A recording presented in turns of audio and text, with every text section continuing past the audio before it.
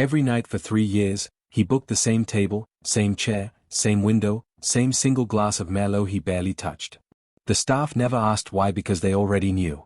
Justin Orwell was worth $400 million and he would have burned every cent of it, without blinking, to sit at a dinner table with noise again. The noise of a 7-year-old asking too many questions. The noise of a 5-year-old knocking over his juice. The noise of a wife laughing so hard the whole room turned to look. But there was no noise, there was never any noise. Not for Justin, he'd been deaf since the day he was born and not in his life, not since that Tuesday morning when a plane went down over Vermont and took everyone he loved with it.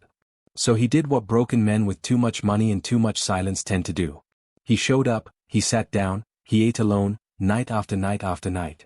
Until the night a cleaning lady's 8-month-old baby boy, a child who couldn't talk, couldn't reason, couldn't possibly understand grief or loss or the weight a man carries when his whole world disappears, looked across that restaurant, stretched out both arms and refused to leave him alone. This is the story of what happened next, and I promise you, you won't see the ending coming. Welcome to Kindness Arena. If you believe in kindness, second chances and unseen connections that change lives, please help me prove something wrong. My mother said I wouldn't even reach 1,000 subscribers. Help me show her that stories like this matter and deserve to be heard by hitting the subscribe button, liking the video, comment your thoughts, where you are watching from, and share it with someone who needs it to stay motivated. Your support keeps these powerful true stories alive.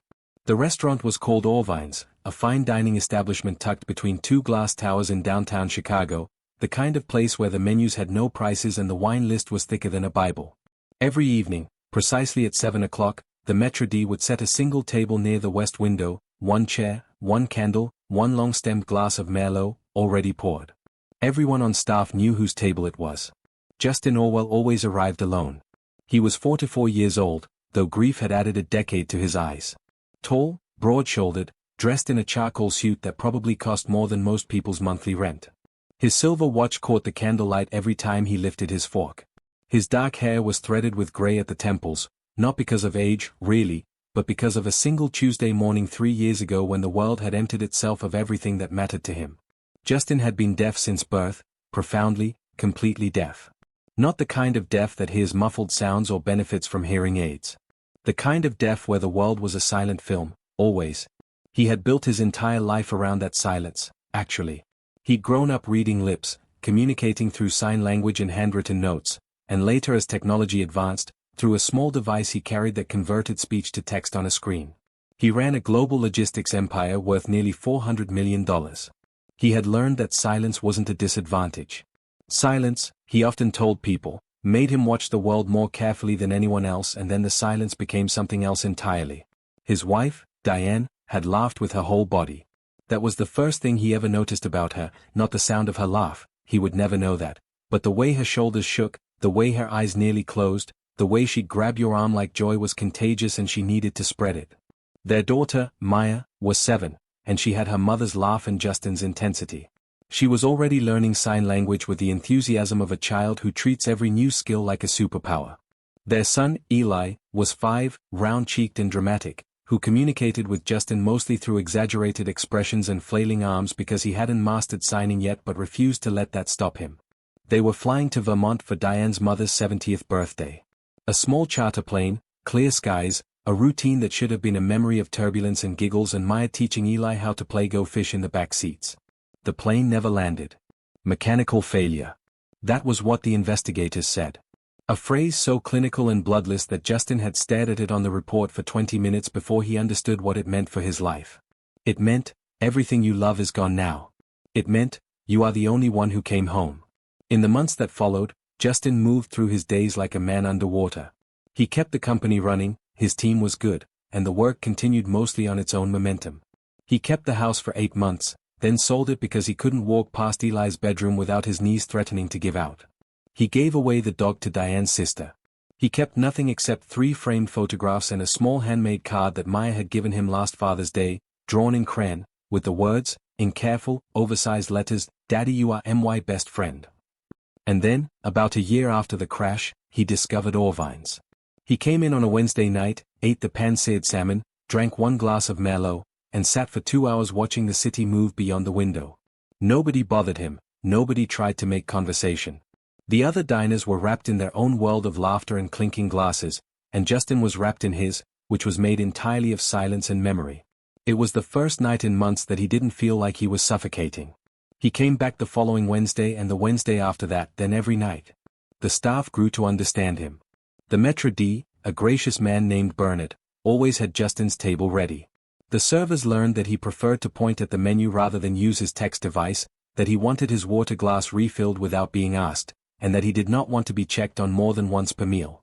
They gave him exactly what he wanted, a beautiful room in which to be completely, gracefully alone. For 3 years, this was Justin Orwell's life. A table for one, a candle, a city that kept moving while he stayed still. Her name was Rosa Mendez, and she started working at Orvines on a Monday in late October. She was the new cleaning staff, the woman who came in after closing to sweep the floors, wipe the tables, polish the fixtures until they caught the morning light like small mirrors. She was 27, originally from Guatemala, with quick hands and a quiet determination about her that the restaurant manager, Helena, noticed immediately. Rosa didn't complain. Rosa didn't ask questions she didn't need to ask. Rosa simply worked, but she also had a problem. Her babysitter had cancelled that first week, a family emergency, and Rosa had no backup, no family in the city, and no money to lose by missing a shift. So she did what struggling mothers sometimes have to do. She bundled up her 8-month-old son Jack in a carrier strapped to her chest and brought him to work. Helena saw her come through the staff entrance and opened her mouth to object. Then she looked at Rosa's face, the quiet, braced expression of a woman waiting for the world to take one more thing from her, and Helena closed her mouth. "Keep him quiet," she said simply, and walked away. On the 4th night, something went wrong with the closing schedule. One of the wait staff had forgotten to log out a customer reservation properly, and by the time Rosa arrived with her mop bucket and her baby, the restaurant was not entirely empty. Justin Orwell was still at his table. He hadn't noticed the staff arriving because, of course, he couldn't hear them. He was staring at the window, his wine untouched for the last 20 minutes, the candle burning low. He was holding his phone, and on the screen, Rosa would notice this later, was a photograph of a little girl in a yellow dress. Rosa stopped when she saw him. She looked at Helena, who was just coming out of the back office, and Helena made a quiet gesture. "Just go around him carefully. He won't mind." Rosa nodded. She began working the far end of the restaurant, moving between tables with the practiced efficiency of someone who knew how to take up as little space as possible in a room. And that is when Jack decided to do something. For 8 months, Jack had been a passenger in his mother's life, strapped in, carried, held. But lately, he had discovered something extraordinary, his own hands. He had been reaching for things all week. Spoons, earrings, the edges of tables. Tonight, as Rosa moved close to the west window, working her way along the wall, Jack turned his head. He looked at the candle on Justin Orwell's table. Then he looked at Justin, and then, without any warning, without any of the logic that adults use to decide what is appropriate and what is not, Jack reached out both arms toward the man at the table and made a sound. Not a cry, not a fuss, a sound of pure, uncomplicated wanting. The kind of sound that means, "You. I want you. Come here." Rosa spun around, horrified. Jack no, but Justin had turned. He turned because he felt it, not the sound, which he could not hear, but the movement, the shifting air, some peripheral flicker that made him glance toward the window, and there was this baby. This small, round-faced baby in a blue carrier, both arms outstretched, reaching directly for him with the absolute confidence of someone who has never once been told that a thing was impossible. Justin Orwell stared. Rosa began signing frantically with one hand. She didn't know sign language. She was waving, apologizing in 2 languages, reaching to redirect her son's arms. "I'm sorry, sir, I'm so sorry." He's not usually. Justin held up a hand, not in anger, not in dismissal. "Just wait." He looked at Jack again. Jack, undeterred by the pause in proceedings, was still reaching. Still making that same sound, that earnest, demanding, beautiful sound of an infant who has decided that this particular man is interesting and that distance between them is unacceptable. Justin's face, which the staff of Orvines had never seen do anything other than remain still, contained, like a landscape in winter, did something then. It broke, not violently, not dramatically. The way ice breaks in spring, slowly, quietly, from the inside. His jaw shifted. His eyes, which had been flat and glassy for years, suddenly filled. His hand, which he had raised to stop Rosa, began to tremble faintly. He looked at Rosa. His text device was on the table. With great deliberateness, he typed something and turned the screen toward her. "May I hold him?" Rosa looked at this man, this large, silent, sad man in his expensive suit with his one glass of wine and his photograph of a little girl, and she understood something without being able to name it.